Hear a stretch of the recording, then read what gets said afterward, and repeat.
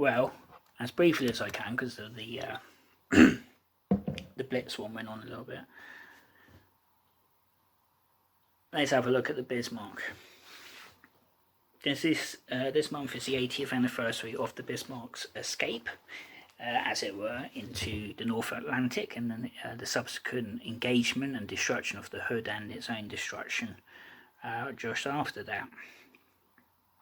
The whole Bismarck incident, or the hunt for the Bismarck if you prefer, was the Third Reich in an absolute nutshell. Hitler famously said, on land I'm a hero, but at sea I'm a coward. He micromanaged things in the Reich increasingly, certainly by the point of Stalingrad and the entire Eastern Front, right down to what, shipment of uniforms and other microscopic details that should have been dealt with somebody else. He had no idea in a way what to do with his ships. Hence, in a way, why by a certain point of the war, most of what was left, like the Scharnhorst, the Gneisenau, the Hipper, and the Deutschland, were all sort of wrapped up in ports in Germany, and the Tirpitz was stuck up north in Norway. And none of the ships after 41 were utilised properly, and not really before that. By May 1941, the German Navy has had a rather sort of polar opposite to either side of it approach to the war. The more successful element of the Kriegsmarine is the U-boat arm. Even that is starting to be misused and fought more adequately by the Allies, or at least Britain, of course, and had made huge gains. There'd been some impressive hits. HMS Courageous was sunk in the early stages of the war, aircraft carrier. The Warloch was infamously destroyed by Günther Prien by slipping through the defences at Scapa Flow, hitting a torpedo and getting the hell out with the loss of hundreds of lives. Certain controversial elements like the sinking of Laconia, the Athenia, both passenger ships. They've sunk several 100,000 tons of shipping, and have managed at one point were roaming quite easily off the east coast of the United States. The surface ships were muddling through.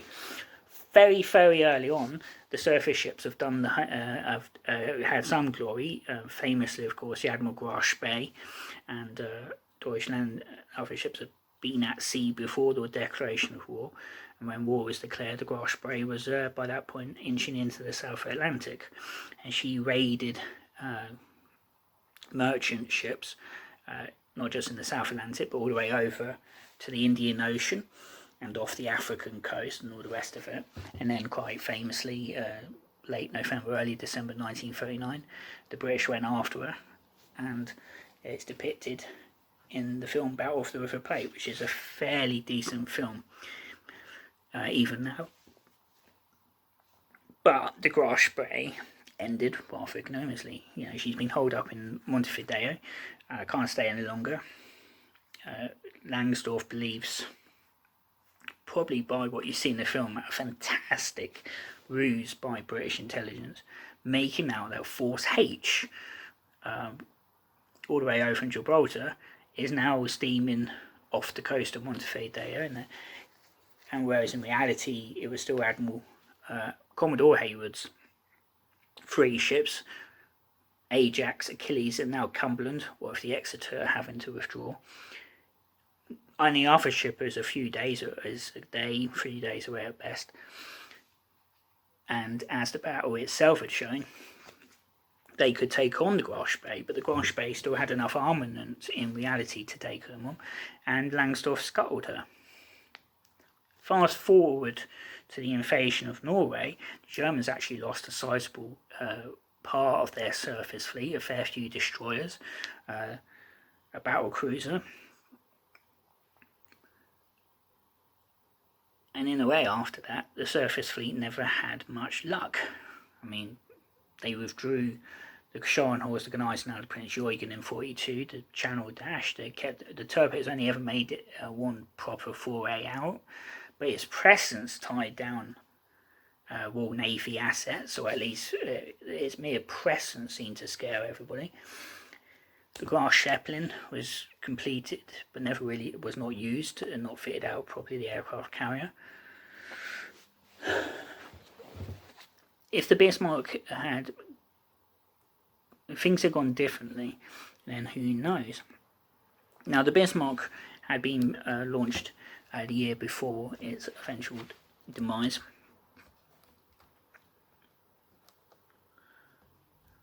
Well, just over here, 1939, and you see it at the start of Sink the Bismarck.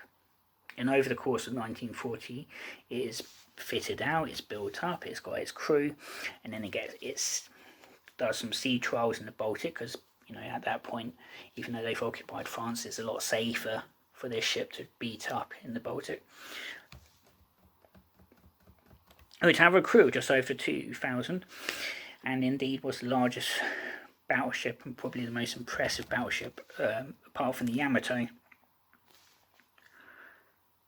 It could fire shells over 25 miles, so the fear was, of course, with the Admiralty in Britain, that she could wamp up and even by herself land shells on a cornfield miles away without ever coming under fire, and just cherry pick, because she would have had a very technologically advanced for 1941 system, a radar to pick on, and then imagine if she teamed up with the Scharnhorst and the Gneisenau or the Deutschland and whatever. And indeed, the plan was in 41 to send her out to one day few of those ships, but they were damaged and in repairs, and there was other factors keeping them at bay.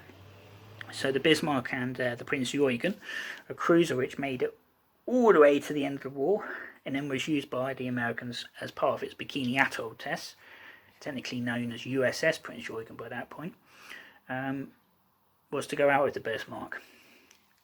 So she left from Norway on the 21st of May, on the day that a Spitfire on reconnaissance caught a break in the clouds and reported back home. The British response started to gather pace at this point. Admiral Tovey, with his flag aboard King George V, or KG5, was to take out his fleet from Scapa Flow, with the aim of pursuing, of course, Bismarck, and if possible, engaging her. And the Bismarck's safest route into the North Atlantic would be through the Denmark Straits between Greenland and Iceland, where the water was so damn cold, anyone going into it probably would have lasted a couple of minutes. The Norfolk and her sister Suffolk were the first British ships to see the Bismarck and the Prinz Eugen once they entered Denmark Straits, and beat a quick getaway, as it were, into the mist to protect themselves, really. I mean, those two ships, as good as they were, would have been useless in a head-on engagement with the Bismarck and the Prinz Eugen combined. I mean, the Prinz Eugen was a pretty nifty ship by herself. Nonetheless, they do come under fire from the Germans. As this is on the 23rd of May, and as the day wears on and starts passing into night, Bismarck and Prinz Eugen are continuing on their course, and Tovey is getting ready to engage. The Hood, Prince of Wales, are moving into position and hope to reach or intercept the Germans at dawn. And commanding, or at least with his flag aboard the Hood, is Admiral Holland. And Holland, in a way, made a tactical error by bringing in the Hood and Prince of Wales at a certain course that meant they would come under fire from the Germans pretty earlier than expected. Prince of Wales is a King George V battle cruiser or battleship that is so brand new. She famously put to sea with dock workers still on board, as you see in the film scene, the Bismarck. The Hood, though, is an impressively famous ship. If the word celebrity was around back then, the Hood was a celebrity, famous not just throughout the Royal Navy, but the British Empire and any other nation that was listening. She was launched just after, sort of towards the end of the First World War, and in between the two wars, she flew the flag. She went off to Australia and other parts of the empire, and countries not part of the empire, and people were allowed to go on board her and have a look around, and she had this impressive aura about her. She had one sister ship, the Renown, and I say the Renown, but anyway, she's the Hood. She's the mighty Hood, as she's known. And the Prince of Wales was, as I say, brand new. She was only a couple of months off out of sort of being fitted out, and she had a history all too brief. They engaged just before 6 o'clock in the morning, and both pairs, the Prince Eugen and Bismarck and the Hood and Prince of Wales, start engaging and lobbing shells over each other. Bismarck's reporting back home. The Hood is reporting to King George V, and managed to score hits are scored on the Prince of Wales. Rather cruelly, one is landed on the bridge, killing all but a couple of officers.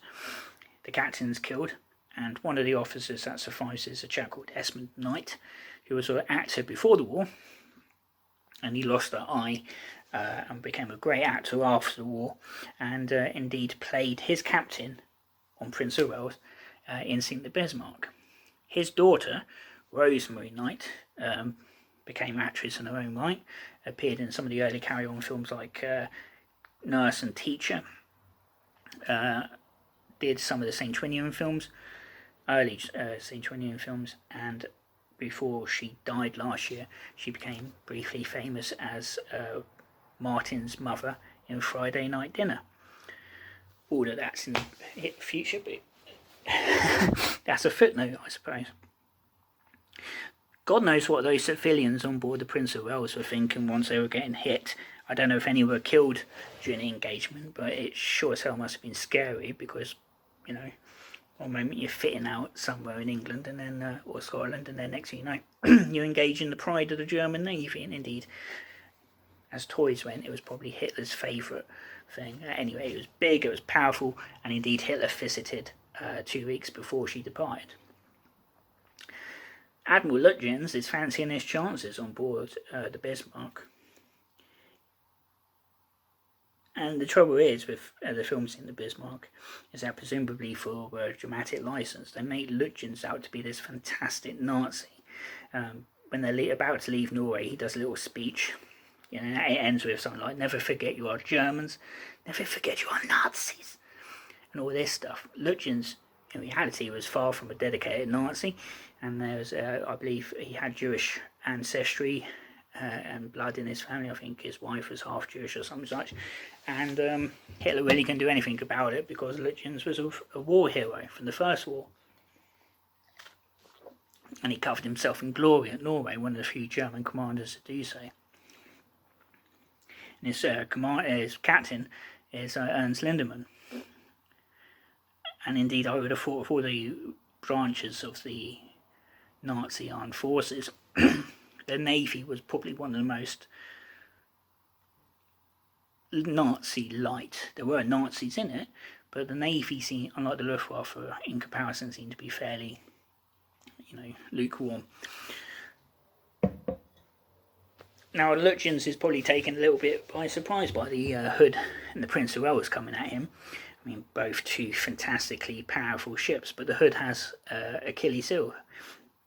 For all the armament and all the modernisation she's had by 1941, she still has a rather thin skin. Her armour is not the thickest, as we'll see shortly.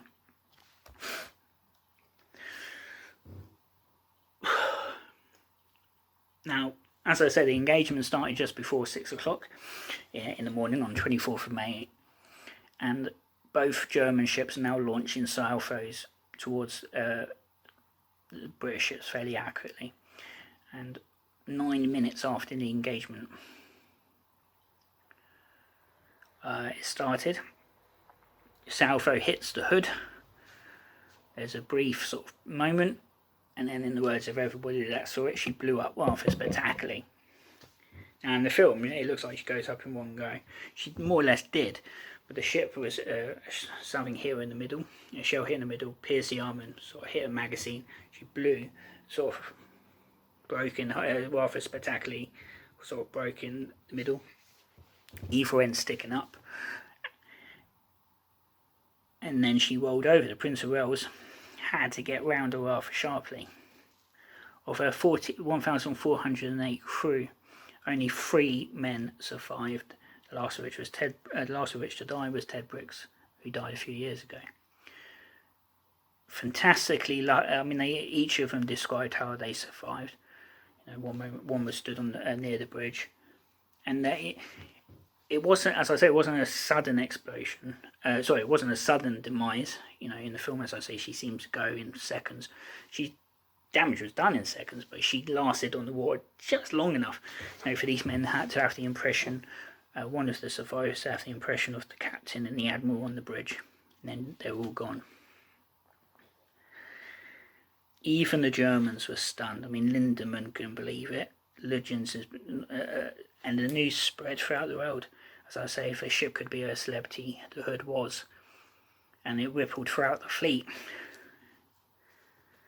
There's one thing that spurred here Churchill on to say, sink the Bismarck, you know, get this ship. In fact, Churchill, you know, broke some key rules in the sense that this was to go after the Bismarck would have been an operational decision made by the First Sea Lord and all his subordinates, and Churchill sort of overrode that and said, look, we've got to get after him. There is a suggestion, of course, that when the hunt for the Bismarck starts in earnest, that the Navy were kind of trying to push a arrest into American waters so that the Americans were involved. And according to a book that came out a few years ago with some declassified documents previously unknown from the war, the Americans were part of the effort to hunt the Bismarck. You know, they had aircraft up. I think they had some ships out in the Atlantic that were keeping an eye on things if the Bismarck did come west. So the Americans were for subtly, but not directly, played a part in hunting the Bismarck. Prince of Wales is so damaged by now, she has to get the hell out of there. But the Bismarck is taking hits as well, and some of the hits are enough to be noticeable. She's slightly down at the bow, and Prince Eugen hasn't done too badly, it's probably better. The debate now is that the Prince Eugen actually was the one that fired the fatal shot, but either way, it's claimed as a Bismarck success. The British were able to keep pace initially with the Bismarck. Lutyens decides to head for Saint Nazaire because the damage is enough that he won't be able to stay in the Atlantic too long. She's shipping water, there's damage to her armament and the like. And then in the evening he dispatches Prince Eugen to make her own way home. Would it have made any difference if Prince Eugen said, well, the final fight up until her destruction might have gone slightly differently, but Bismarck still technically is able to take care of herself.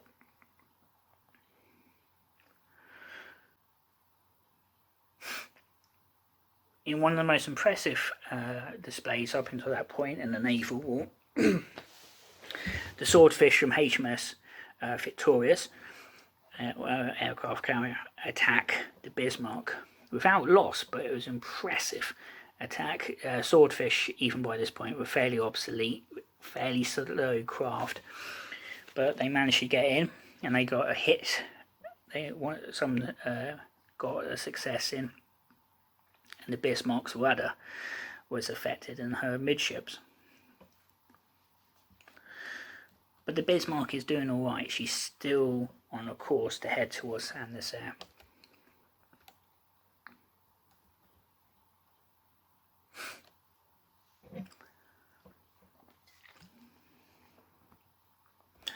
She's briefly lost by the British, who in the Admiralty, they're trying to figure out where she might go to as the 25th winds down and the 26th dawns, Tofi's force is gradually using up its fuel, and they assume that she's going to be going in a certain direction,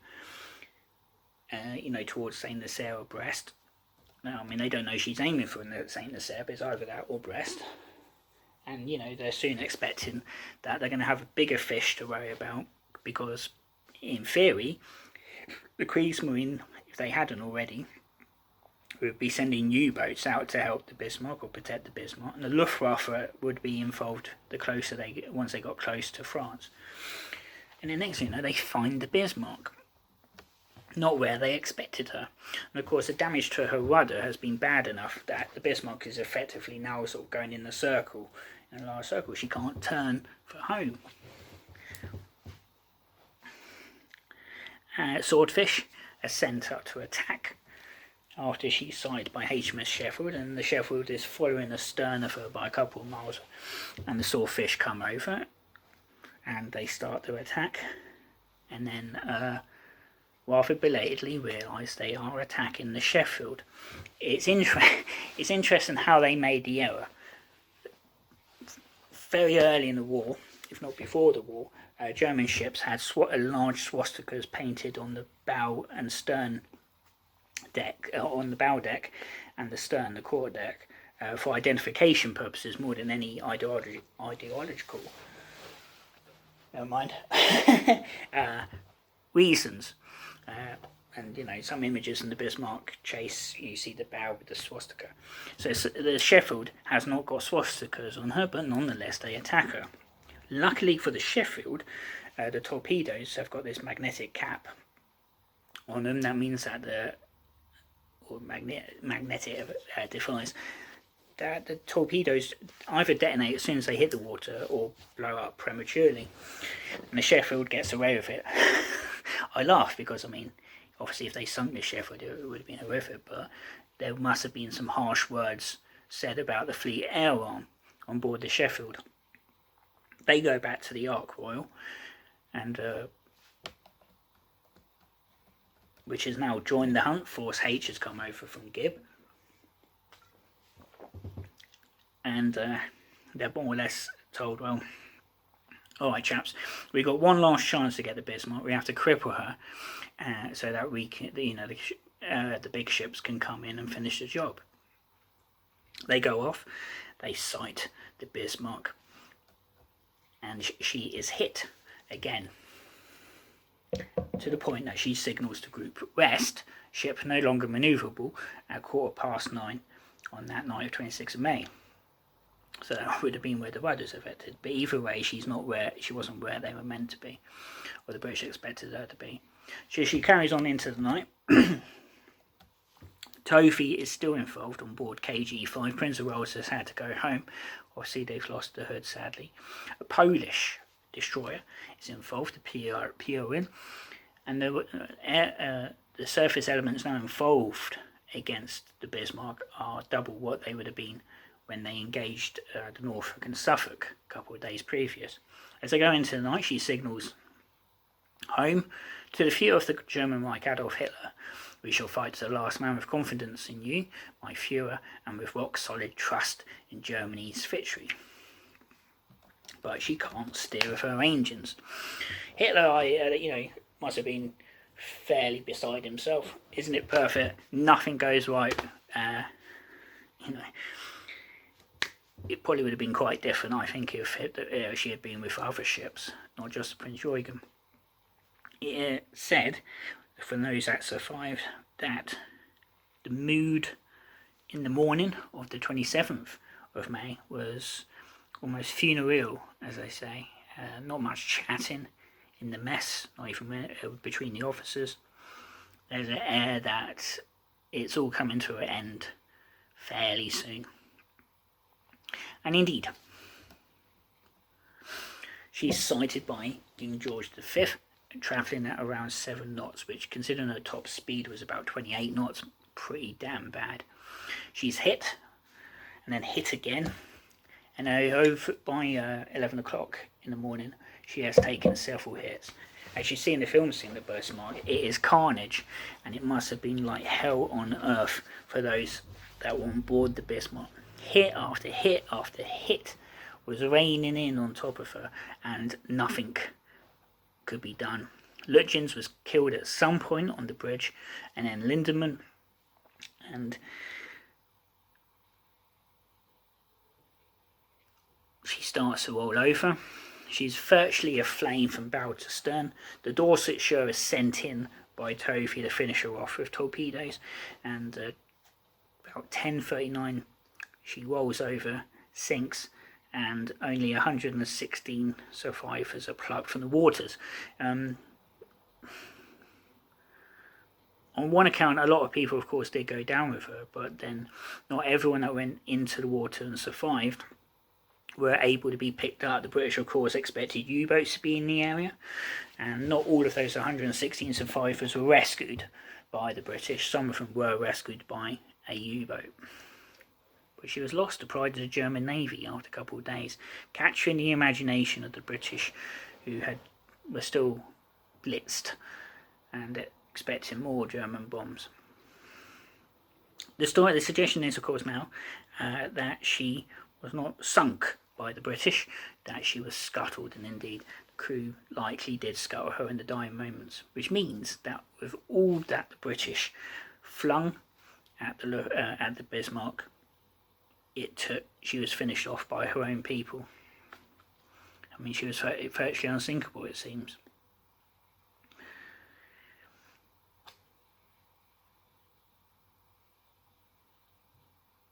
She was found in 1989 by Robert Ballard, who of course famously found the Titanic 4 years previously, intact, but for a little bit of her stern, almost double the depth the Titanic was, on some kind of like slope. Seeing she rolls over underwater, hits this sort of slope and goes down it. And in 89 at any rate, a lot of detail still left. One of the, swastika on the bow deck, for instance. And indeed, my dad got back in the day Robert Ballard's book about the Bismarck. There's some nice, where is it? Got like a nice illustrations by Ken Marshall, who did some of them for his Titanic books.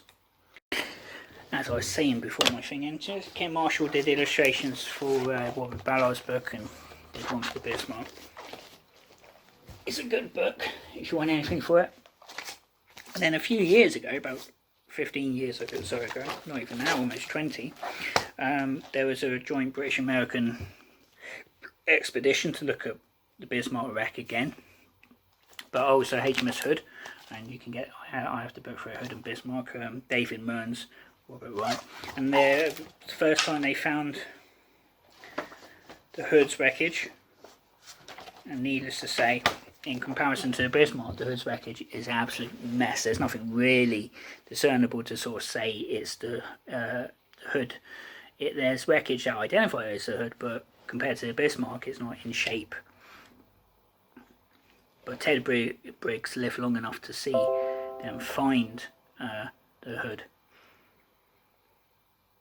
And as I say, after that, the German Navy never really had any success as such, not sinking any capital ships anyway. The ships eventually ended up, holed up. So I mean, Gneisenau and Scharnhorst were virtually used as shore guns by the end of the war. In 43-44, Hitler wanted them all melted down, and that had to be talked out of it by Dönitz, of all people, who by that point was head of the German Navy. The loss of the Bismarck, like the Hood, was, in terms of human cost, was incredible. It seemed there wasn't a part of Germany that didn't have a street where somebody hadn't lost somebody. My late friend Klaus, who was born in 44, said that as a child he knew a woman, friend of the family in the 50s, 60s, that had lost one or two sons on the Bismarck.